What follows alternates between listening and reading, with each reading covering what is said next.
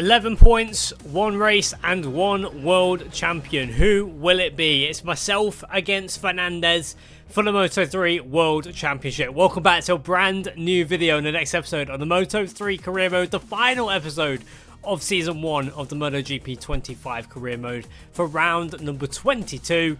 And it is at the Circuit Ricardo Tormo for the final time this year. It is time for practice. And it is beautiful blue skies in Valencia, a circuit that on the Moto3 bikes is up there as one of my my top kind of 6 circuits, I think, in terms of performance. So I'm feeling pretty confident, but it all depends on Adrian Fernandez and how he's going to be, and how aggressive he's going to be, and how up for it. He's got a Moto3 Championship at stake, as do we. We've got 11 points gap though. We have margin to just roll off that little percent if we need to. If Fernandez looks like he's going to win, we can kind of just bring it home in third or something like that, and that will be mathematically that should be enough. My maths isn't particularly great. I think we can, if Fernandez wins, I think we can get a top 5, which, touch wood, on paper that shouldn't be too difficult as we head into Jorge Martinez Aspar for the second time. Actually, we've already got our first lap in this session. We're towing our teammate Nicola Carraro, who I really could do with a wingman this weekend. If Carraro wants to get himself in the mix and help us out, that would be fantastic, because I'm sure that David Almanza will be in the mix as well. He's third in this session as it stands, and our bitter rival Adrian Fernandez leading the charge. We run a little bit wide through the Adrian Campos final corner. We pick up a better exit compared to our previous lap and find a little bit of time, and as we cross the line, we're going to topple Fernandez, and we go 67 thousandths of a second quicker than our rival. And at the end of the session, although it's not P1, it's a little shot across the bows of the Spaniard on the Leopard Honda as we end the session quicker than him by 67 thousandths of a second. It's P4 for us and P7 for Adrian Fernandez, but it's Piqueras, the man who won second in the championship. He can still rob second from Adrian Fernandez, who leads the charge into Q2. A much more overcast qualifying session. It's Jacob Rolston, Rucci Moodley and Buchanan, the 2 Bell bikes, and then Perrone rounding out the top 4 and the charge into Q2. Now into turn number 1 for our first lap of the session. We've got a rider coming out the pit lane. I think that was Perrone, the man who is promoted into Q2 from Q1. And we might actually be able to use him as a bit of a marker here, just through this first sector, and then pick up a little bit of a slipstream towards the kind of stadium section of the circuit, and the little go-kart section of the circuit, as I call it, because it really kind of dips and weaves and winds back upon itself. No, we don't actually get ahead of Perrone on the lap, which isn't going to be such a bad thing, because we will be able to use him as a nice big slipstream all the way down the front straight to end this lap, but also start the next lap. It's a 10th of a second quicker than Lunetta, who is quicker than Piqueras and Moodley. So a 35.7, I think we might need to go a little bit quicker if we want pole position, but we'll have to wait and see when everybody gets their laps in. Down into turn 2, the Mick Doohan hairpin, we're using a lot of inside curve, and look at that, with 0.3 of a second quicker than our previous best. Not the cleanest run through the little kink of turn 3, and then into turn 4, getting very late on the brakes, and had to avoid the back of Perrone as the back end started sliding, and unfortunately that was the end of that run. But as we come into the pit lane, it is going to be a front row, and as I said, we needed to go quicker, but we weren't able to go quicker. Piqueras tops the session, he's on pole, Rueda second, and we will start the final race of the year on the front row, and you've got to look all the way down to row 4. Adrian Fernandez, the head of row 4, in 10th place, half a second off. That is music to my ears as we go racing for one last time in Moto3. From Valencia, we're live in Spain and ready to bring you the Valencian Grand Prix. In a few moments, we'll move to the main straight to watch the start of the Moto3 race.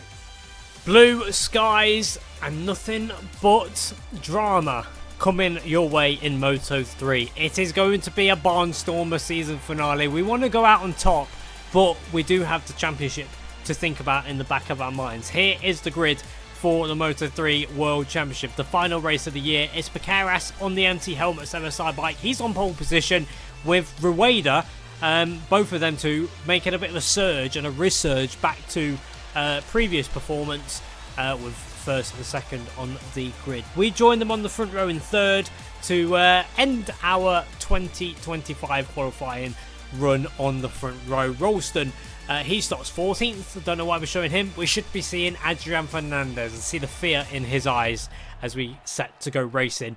Soft tyres, let's see what we can do across the Valencian Grand Prix. In position, the green flag waving at the back of the field. Maximum focus now. Only a few seconds before the start of the Valencian Grand Prix.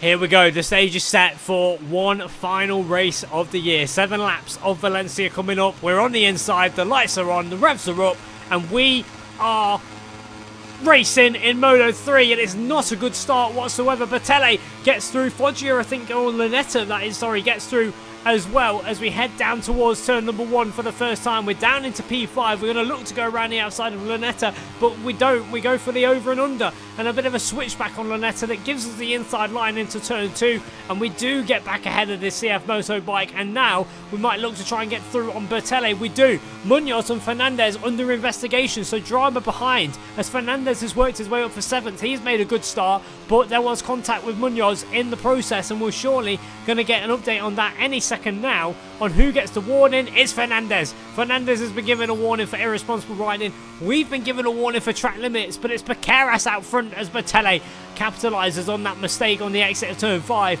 and he's through at turn 6, and now we can try and use the slipstream of Bertele, see if we can come back through him on the brace at turn number 8. We go for the lunge up the inside.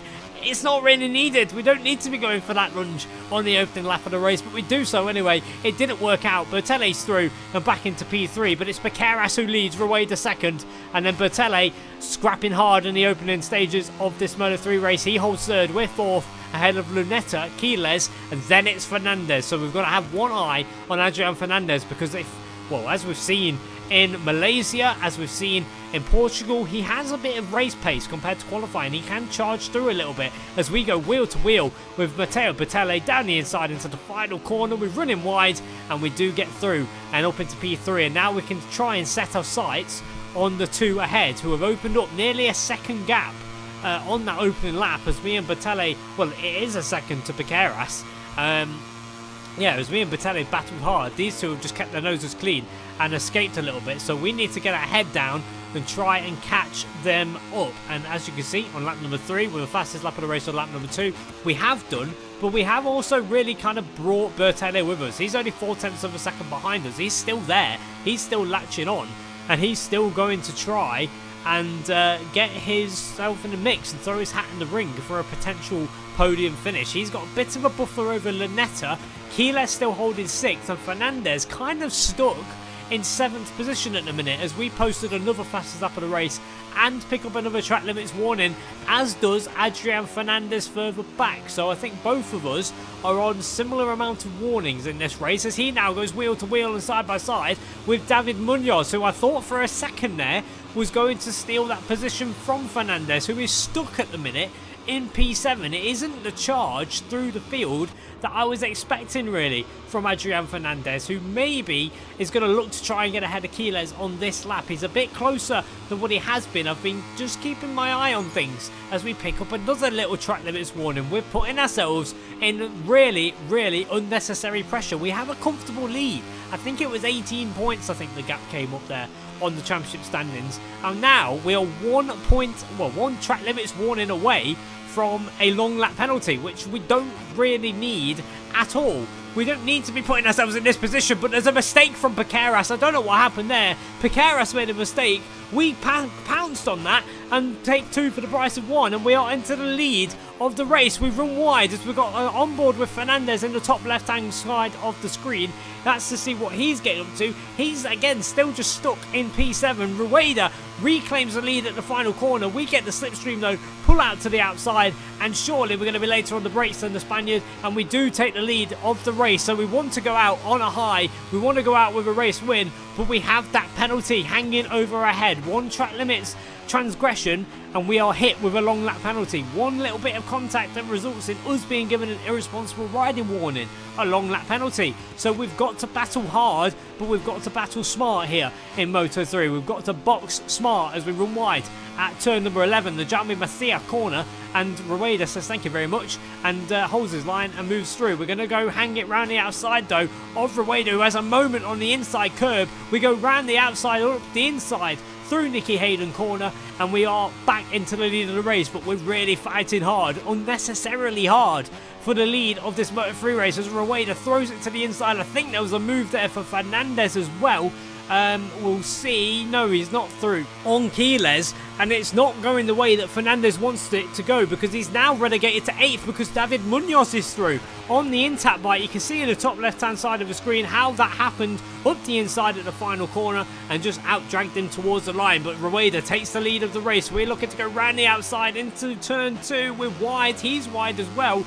If Rueda had managed to pull that down to the apex, I think he might have been able to get through, but we're struggling now with the left hand side of the tyre. We've got to keep it clean through here. We lose the front, massively lose the front, and somehow we've regathered it, we've scooped it back up, and we're just taking unnecessary risks on this final lap of the race. We want to go out on top, we want to go out with the win. So does Rueda. We're side by side with the Red Bull KTM bike as we now power our way towards the final sector, well, the middle sector of this lap. On the brakes, we're going to go round the outside. There's contact between the two of us and we go wide at this left-hander. Piqueras comes through. We're going to look for the switchback, trying to get the power down, trying to work our way back through. We've got to be careful not to transgress onto the green as Piqueras looks to try and defend P2 and also try and take P1, because don't forget, he's still fighting for second in the championship with Adrian Fernandez, but I think, even with a race win, Fernandez is doing enough to hold second, even if he's not going to take the championship. We have a huge moment on the change of direction as we get through on Piqueras. We're going to try and get up the inside of Rueda. No way through on him, but it doesn't matter because second position is going to be enough to be crowned the 2025 Moto3 World Champion.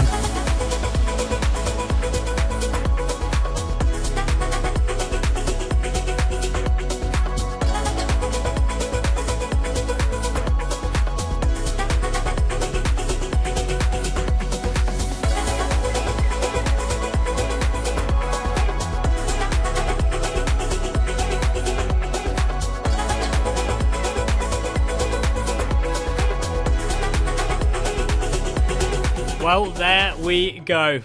Who would have thought at the start of the year that we'd be crowned Moto3 World Champions, but we are. We take a second place. It's Rueda on top at the final race of the year. Piqueras in third. Bertelli fourth. Lanetta fifth.